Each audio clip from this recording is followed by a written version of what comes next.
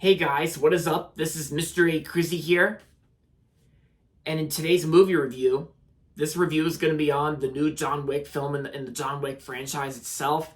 And I actually went and saw this movie yesterday, and of course, I didn't really feel like reviewing this film last night after seeing it, since it was getting closer to my bedtime routine, and so I had to get myself ready for today earlier this morning. So yeah. It's basically about my job at work. And yeah. But I'm here right now reviewing this new John Wick film from the world of John Wick. And yep, this review is going to be on Ballerina, or in this case, as in the subtitle, from the world of John Wick. Yep, this review is on Ballerina. These three are my tickets to the movie last night that I went and saw this film with my dad and Uncle Charles.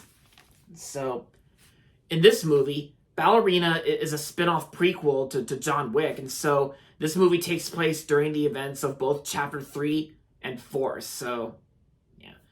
And it's basically like a spin-off prequel as we follow a girl named Eve, and so she's played by Ana de Armas. And so in this movie, Eve basically she's basically some type of girl who dances like a ballerina, and she actually works as a ballerina, but also she becomes an assassin in order to kill off the bad guys that killed her father at the start of the movie. And so, and for the remainder of the movie, we get Eve fighting off a bunch of bad guys, and also trying to save this little girl from one of the bad guys. And yeah, and of course, just like we saw in the trailer, we see some original John Wick characters, like from Ian McShane, the late Lance Reddick, as well as Keanu Reeves as John Wick himself.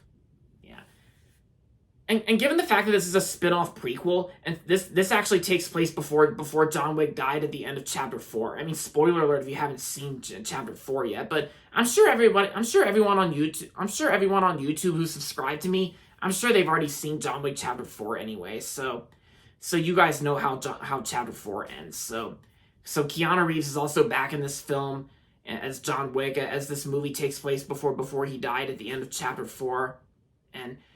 And pretty much, Eve has to do whatever she can to try and save the little girl, and yeah, and also fight off the bad guys that killed Eve's father from the start of the movie. So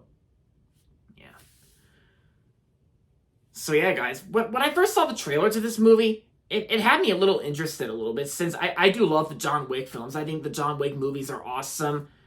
It's kind of hard to say which one's the best one. It's either Chapter 2, the original, or Chapter 4.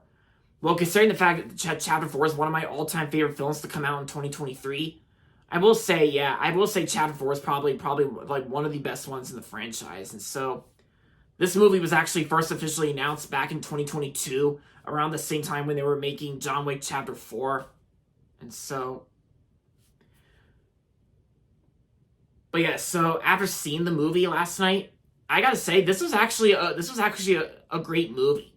And sure, yeah, it's kind of not as good as the previous John Wick films. Like, it's not as awesome as the previous John Wick films, but don't get me wrong, guys. This movie was still great, and I still really enjoyed a lot from this film. And I gotta say, Ana de Armas, like the girl who plays Eve in the film and the lead role in this film, I thought she did really good in this film. And I first knew about her when I was looking up like Facebook in these like celebrity girls, like in a Facebook group. And so yeah, I've known Ana de Armas. Like I've known her for a little bit of stuff. I mean prior to Ballerina, I actually knew her. I actually like knew about her when she played Marilyn Monroe in that NC-17 rated film on Netflix, Blonde. And yeah, because I remember right now that a lot of people didn't really like that movie. And I think even to this day, I completely forgot about that movie. And I mean, I remember kind of liking it when it first came out on Netflix, but I think by today's standards, I just completely forgot about that film. But I mean, it's still not a bad film regardless, in my opinion. But I gotta say, Ana de Armas, sorry if I mispronounced her name wrong, but my apologies, guys.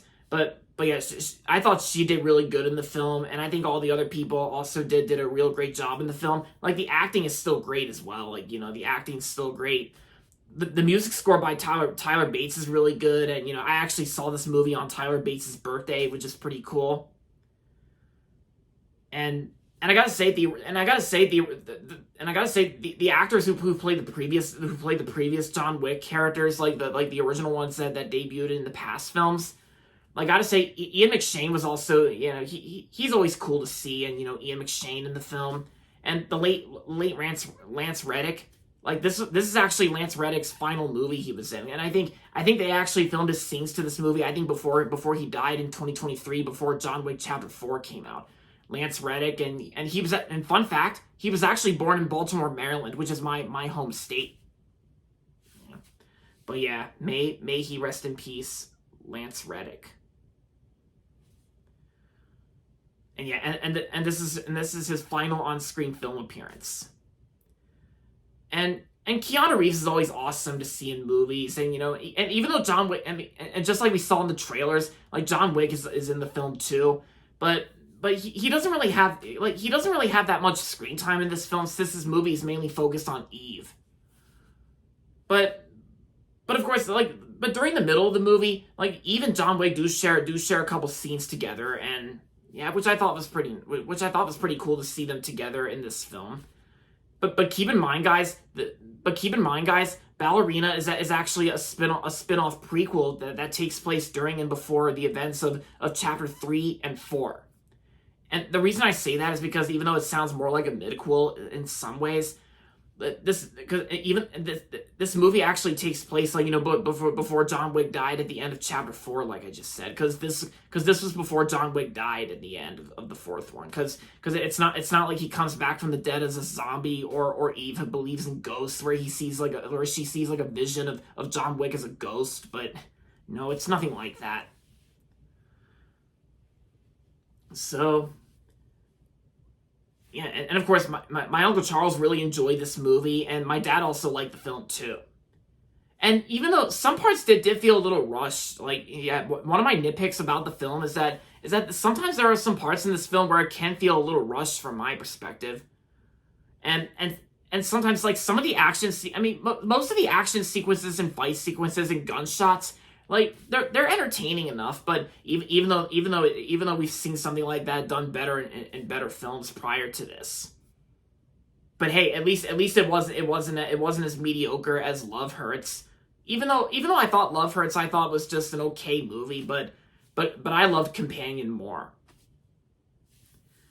So, oh yeah, and also when I was walking out of this movie, when I got home from the movies last night, I actually didn't really notice it until one of my subscribers told me about this in my in my YouTube community tab review on the film.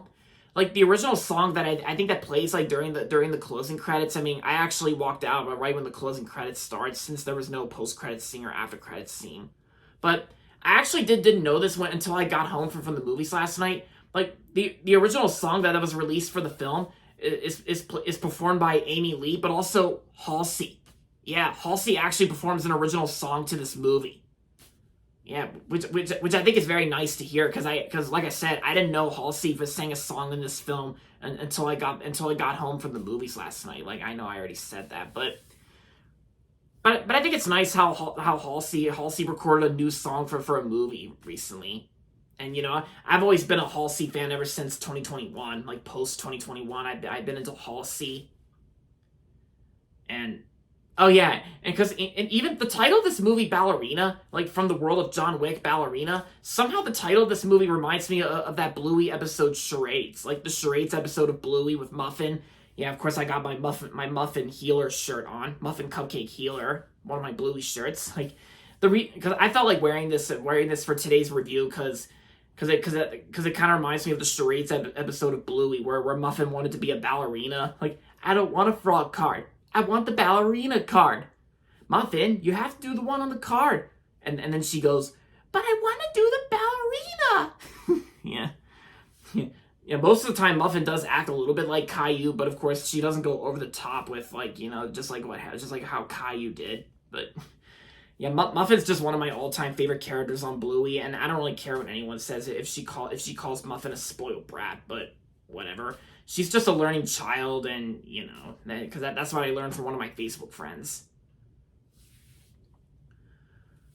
But all that aside, I thought from the world of John Wick, Ballerina, I thought it was a great movie, and for the most part, overall, Ballerina was great in my opinion, and I'm gonna give Ballerina 4 stars out of 5. If you enjoyed the previous John Wick films, and if you just want to, if you just want to see like see an action thriller movie, then about a ballerina assassin, then I recommend checking out this movie for the weekend. Yeah.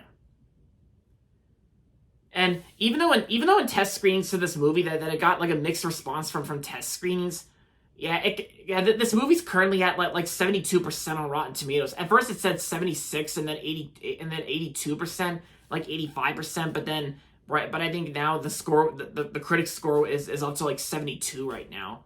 And of course Metacritic is indicating mixed or average reviews, but either way, I still had a fun time with the movie, and I liked it. And there you have it, guys. That's going to be it for my movie review on Ballerina. And so, oh yeah, and also, I only got 4, and by the way, before I end this video, I actually got like only 4 previews, which I think is a good thing to only get 4 previews, so that way it won't take too long showing too much previews.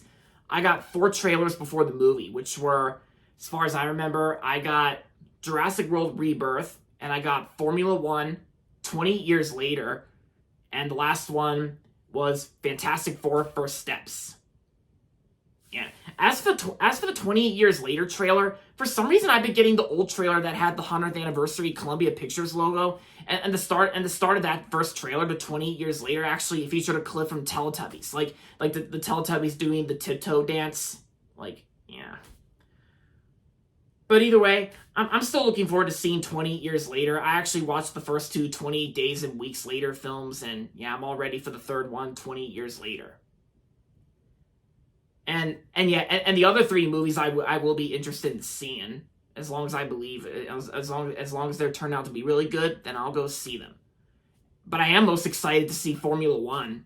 Yeah, I'm actually excited to see Formula 1. But anyway, so Ballerina, great movie. I recommend checking out for this weekend whenever you have time. And there you have it, guys. That's going to be it for my movie review on Ballerina. Hope you guys liked it. And with that being said, thanks for watching as always. And if you're not subscribed yet, don't forget to subscribe if you haven't yet.